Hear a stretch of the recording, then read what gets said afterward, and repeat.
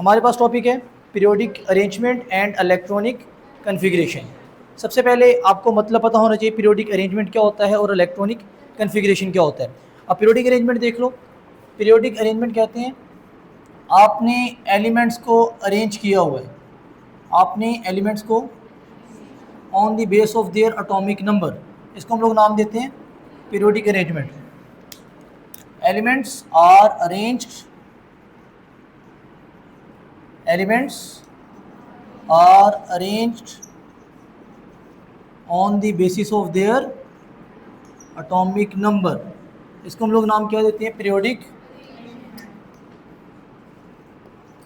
अब हमारे पास जो पीरियोडिक टेबल है वो किसकी बेस पे अरेंज किया गया बोला। अब एलिमेंट्स हैं इनको अरेंज किया गया है, किसकी बेस पे अरेंज किया गया बोला, एटॉमिक नंबर की बिना पे। या आपने 9th क्लास में पढ़ा था, बाद में एट द एंड ये देखा गया कि एलिमेंट्स को जब एटॉमिक नंबर की बेस पे तरतीब दिया गया तो सेम प्रॉपर्टी रखने वाले एलिमेंट सारे सेम ग्रुप में आ गए। मिसाल के तौर पर जैसे ये फर्स्ट करो पहला ग्रुप है, पहले ग्रुप में हाइड्रोजन भी एक बॉन्ड बनाएगा, जो लास्ट पे एलिमेंट है वो भी एक बॉन्ड बनाएगा। जैसे ये बेरिलियम है, ये अगर 2 बॉन्ड बनाएगा तो ये भी 2 बनाएगा। इस तरह सेम प्रॉपर्टीज़ रखने वाले एलिमेंट सेम ग्रुप में आ गए थे। समझ आ गई इस चीज़ की, इसको कहते हैं periodic arrangement.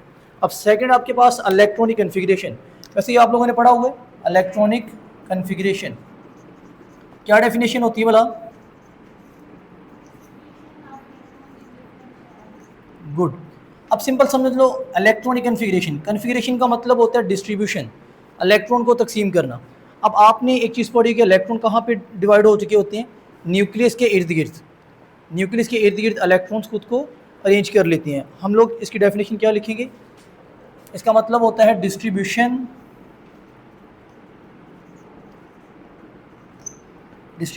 Of electrons around the nucleus. ये हमारे टॉपिक का मतलब है, distribution of electrons around the nucleus. ये हमारे टॉपिक का मतलब। अब इसमें करना क्या है, हमारे पास ना हमें बताया जाएगा पीरियड के बारे में, हमें बताया जाएगा ग्रुप के बारे में और ब्लॉक के बारे में, और हमें कहा जाएगा कि बताओ एलिमेंट कौन सा है। मतलब जैसे पहेलियाँ सोल्व करते हैं ना हम लोग, सेम वैसे ही है। हमें 3 चीज़ें बताई जाएंगी, कौन कौन सी बोला। हमें बताया जाएगा पीरियड नंबर, पीरियड नंबर बताया जाएगा हमें बताया जाएगा ब्लॉक के बारे में बताया जाएगा, ब्लॉक कि कौन सा ब्लॉक है। हमें बताया जाएगा ग्रुप नंबर के बारे में, ग्रुप। मतलब ये 3 चीज़ें हमें बताई जाएंगी, period number, block, group number. हमें ये 3 चीज़ें बताएंगे, हम लोग फौरी तौर पर आइडेंटिफाई करके बता देंगे कि ये वाला एलिमेंट है। मिसाल के तौर पर जो आपके बुक में एग्जांपल ली गई, पहले वो देखते हैं। अब हमारे पास है, फ़र्ज़ करो एग्जांपल है 3, हमें कहा गया कि एक x है, ये एलिमेंट हमने फाइंड करना है। क्योंकि हमने जब भी कोई चीज़ पता ना हो तो हम लोग उसको क्या फ़र्ज़ कर लेते हैं, x। मैं यहाँ पे लिखता हूँ कि मेरे पास एक एलिमेंट है वो है x, और यहाँ पे मैंने लिख दिया 3s2। अब ये ध्यान से समझते जाओ हर एक चीज़ को। यहाँ पर ये जो 3 आपको नज़र आ रहा है, 3 यहाँ पर रिप्रेजेंट करता है कुछ चीज़ों को, 3 चीज़ों को रिप्रेजेंट कर रहा है। एक ये रिप्रेजेंट कर रहा है principal quantum number, principal quantum number. इसके अलावा ये रिप्रेजेंट करता है नंबर ऑफ शेल, इसके बारे में नंबर ऑफ शेल। इसके अलावा ये रिप्रेजेंट करता है हमें ये इंफॉर्मेशन दे रहा होता है नंबर ऑफ शेल्स के अलावा नंबर ऑफ पीरियड, कि आपके पास पीरियड कौन सा चल रहा है। हमें ये 3 चीज़ों की इन्फॉर्मेशन देता है। कौन बोला, ये 3 जो लिखा हुआ है। फ़र्ज़ करो अगर 4 लिखा हो तो इसका मतलब क्या है, इसका मतलब ये है प्रिंसिपल क्वांटम नंबर 4 है, नंबर ऑफ शेल भी 4 है, नंबर ऑफ पीरियड भी 4 है। मतलब इस तरीके के 3 मतलब हो सकते हैं। अब ये जो प्रिंसिपल क्वांटम नंबर है ये हम लोग आगे पढ़ेंगे डिटेल से। अभी फ़िलहाल अपने माइंड में ये रखो कि 3 जो है वो आपके पास प्रिंसिपल क्वांटम नंबर को ज़ाहिर कर रहे हैं। अब इसके बाद जो S लिखा हुआ है, अब S किस चीज़ को रिप्रेजेंट करेगा वो भी देख लो। S हमें इंफॉर्मेशन देता है, एक हमें इंफॉर्मेशन दे रहा होता है, इसे कहते हैं एजीमुथल क्वांटम नंबर,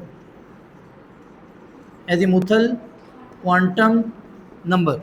इसके अलावा हमें ये इंफॉर्मेशन देता है अबाउट सबशेल, सबशेल के बारे में इंफॉर्मेशन दे रहा है। अब देखो ना S है, इसका मतलब ये शेल के अंदर क्या पाए जा रहे होते हैं, सबशेल्स। मिसाल के तौर पर मैं बात करता हूँ, फ़र्ज़ करें मैं यहाँ पर बात करूँ के की, तो के अंदर सब शेल कौन सा होता है? एक ही होता है, और वो कौन सा होता है? एस। सेम इसी तरह यहाँ पर एस हमें किस चीज़ के बारे में बता रहा है? सब शेल के बारे में। समझ आ गई? और इसके अलावा हमें ये बता रहा होता है ब्लॉक के बारे में।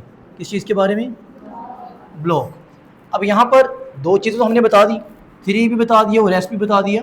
ये जो 2 होता है ये किसके लिए होता है? देखो ये वाला जो 2 है ये हमें बताता है number of valence electrons. Number of valence का मतलब क्या होता है भला?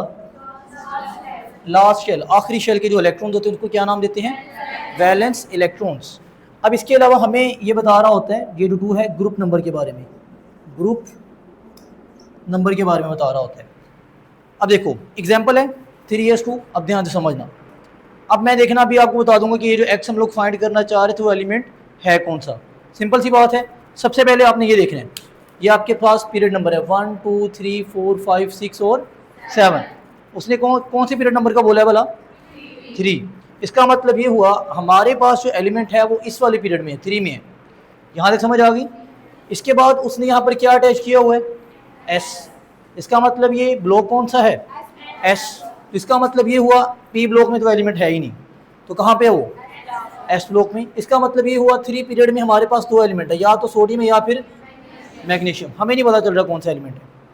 अब इसके बाद यहाँ पर क्या लिखा हुआ है? 2। इसका मतलब ये हुआ उसके आखिरी शेल में इलेक्ट्रॉन कितने होंगे? अब हाइड्रोजन के आखिरी शेल में 1 इलेक्ट्रॉन होगा और बेरिलियम के आखिरी शेल में 2। तो जल्दी से बताओ एलिमेंट कौन सा है फिर? मैग्नीशियम। समझ आ गई? ये बताना था हमने इलेक्ट्रॉन कौन, एटम कौन सा है वो। बहुत सिंपल है। फ़र्ज़ करो अभी मैं आप लोगों से पूछ रहा हूँ, यहाँ तक समझ आ गई सबको? इसी को दोबारा रिपीट करता हूँ। हमारे पास कोई भी एक एलिमेंट दिया जाएगा, हमने वो फाइंड करना है। हमें बताया जाएगा पीरियड नंबर के बारे में, इसके अलावा ब्लॉक के बारे में, और नंबर ऑफ वैलेंस इलेक्ट्रॉन्स।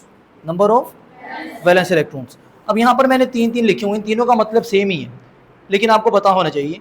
ये टॉपिक शॉर्ट के लिए, MCQs के लिए इंपॉर्टेंट है। दोबारा सुनो, 3s2 लिखा हुआ, 3 का मतलब क्या है? नंबर ऑफ पीरियड, मतलब तीसरे पीरियड में वो एलिमेंट है। साथ में s लिखा हुआ है, इसका मतलब क्या है? ब्लॉक। इसका मतलब s ब्लॉक में है। इसके बाद क्या लिखा हुआ है? 2 किसके बारे में बता रहा है? वैलेंस इलेक्ट्रॉन्स के बारे में। आपने फ़ौरन बता दी वो एलिमेंट कौन सा है? मैग्नीशियम। सबको समझ आ गई है? हम लोग एक एग्जांपल और करते हैं। फ़र्ज़ करो चलो मैं वैसे पूछता हूँ रैंडम। सुनो, पीरियड 5, पीरियड ब्लॉक P है, पीरियड 5 ब्लॉक P, आखिरी शेल में 6 इलेक्ट्रॉन। आखिरी शेल में बताओ जल्दी से, जिनोन कोई और, आखिरी शेल में 6 इलेक्ट्रॉन। पीरियड 5 ब्लॉक कौन सा? P। इसके आखिरी शेल में 2 इलेक्ट्रॉन, इसके आखिरी शेल में 3, इसके आखिरी शेल में 4, इसके आखिरी शेल में 5, इसके आखिरी शेल में 6। तो आपके पास एलिमेंट कौन सा आ गया? वो 5 पीरियड TE आ गया। समझ आ गई है? इसी तरह एक और क्वेश्चन पूछ लेता हूँ, वो अब आप लोगों ने बताना है। पीरियड 6 ब्लॉक S, आखिरी शेल में 1 electron, CS। Good. Caesium. Caesium पता आपको एक्सोथर्मिक रिएक्शन देता है। मिसाल के तौर पर आपके पास एक पानी का गिलास है, शीशे का गिलास है, आप उसमें थोड़ा सा वो सीजियम का एक पीस ऐड करोगे तो इतना एक्सोथर्मिक रिएक्शन देता है कि वो जो ग्लास शीशे का होता है वो टूट जाता है। मतलब इतना ज़्यादा एक्सोथर्मिक रिएक्शन होता है। अभी कोई भी एग्जांपल हो तो आप लोग इजीली कर लेंगे सोल्व।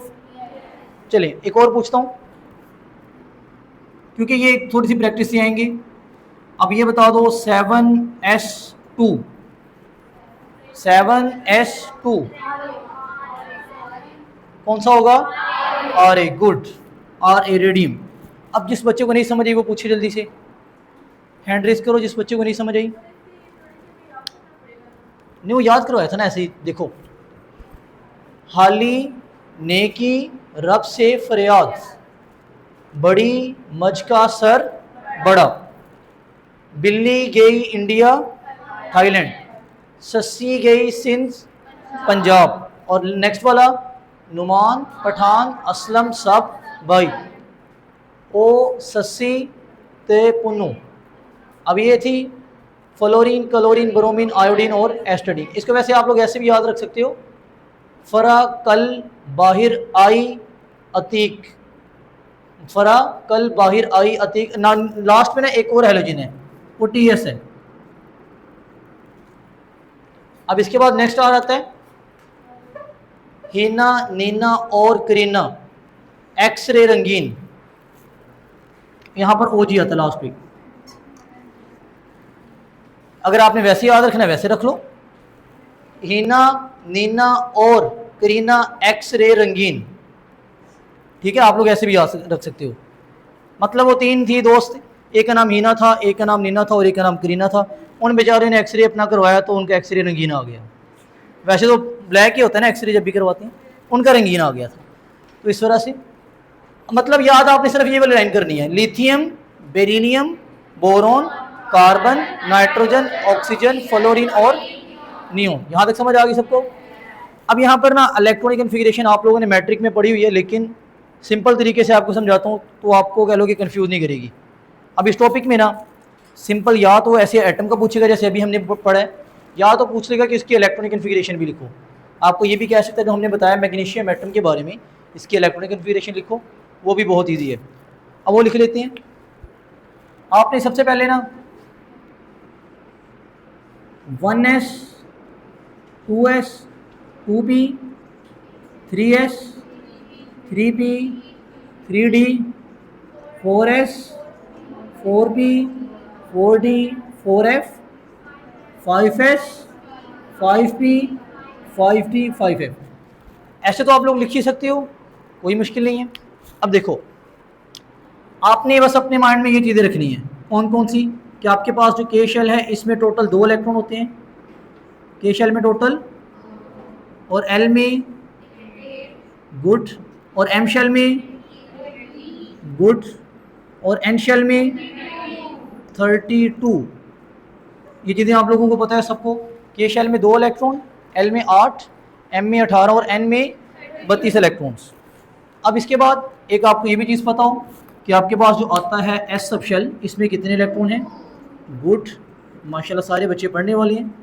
पी में 6 गुड, और डी में 10 और एफ में 14।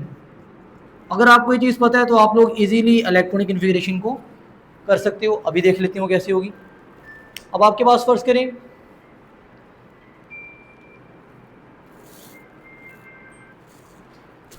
अब आपने ऐसे क्रॉस में एरो लगानी है, सेम इसी तरह।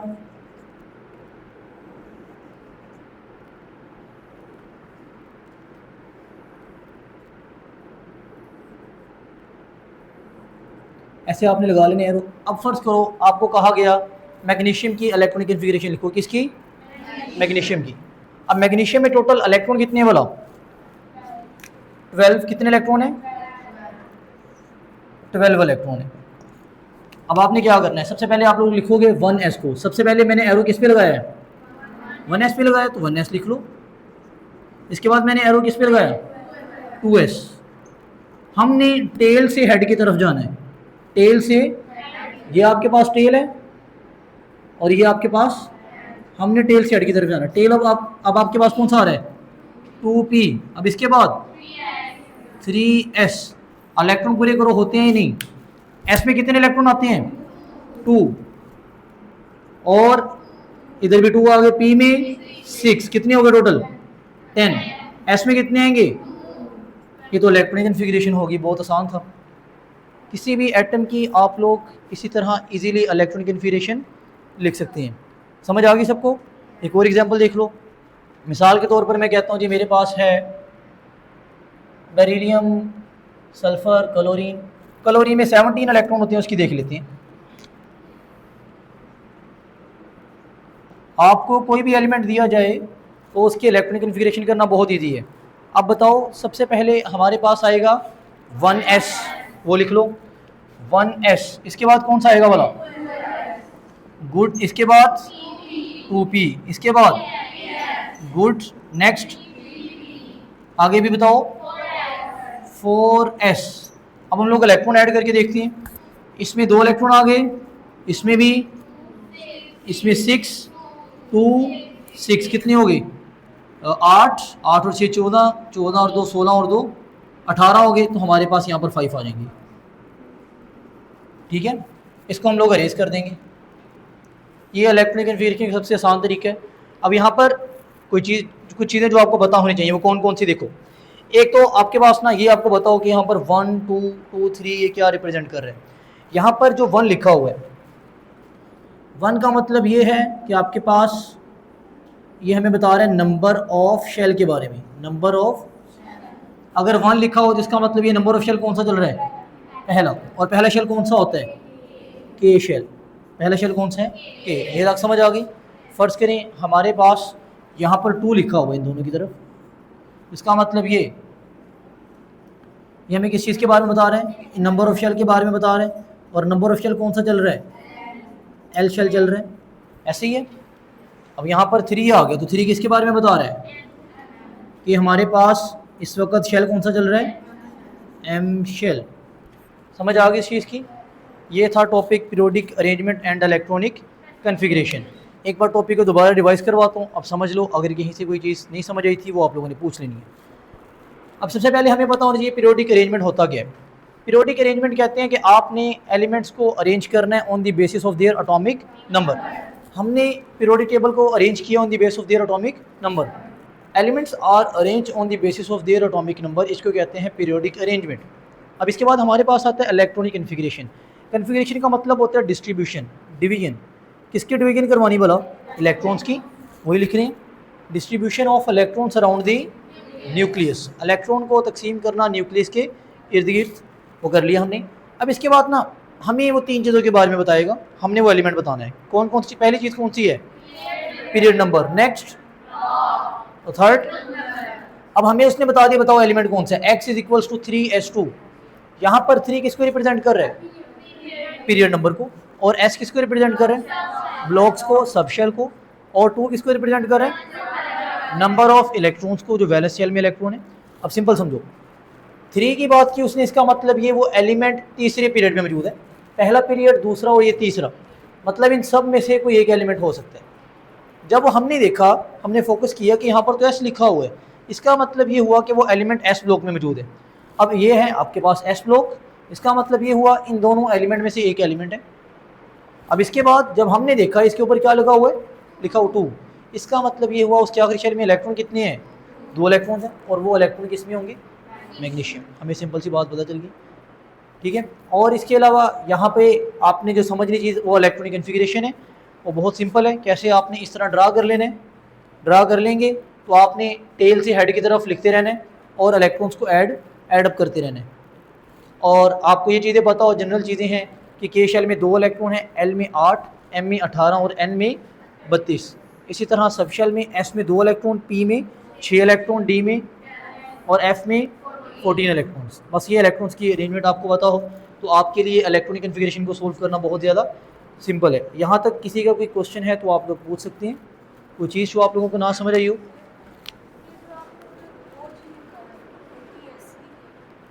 मतलब ये भी एलिमेंट लास्ट पे आते हैं, इसको टेनिसीन कहते हैं। मतलब ये एलिमेंट लास्ट पे आते हैं, लेकिन हमारी कह लो कि जो ज़्यादातर जो स्टडीज़ है वो यहाँ तक ही चलती है, इधर तक ही हमारा मैनेज हो जाता है, नेक्स्ट एलिमेंट की ज़रूरत नहीं पड़ती। इसके अलावा और चलें आप लोग फिर नोट कर लें।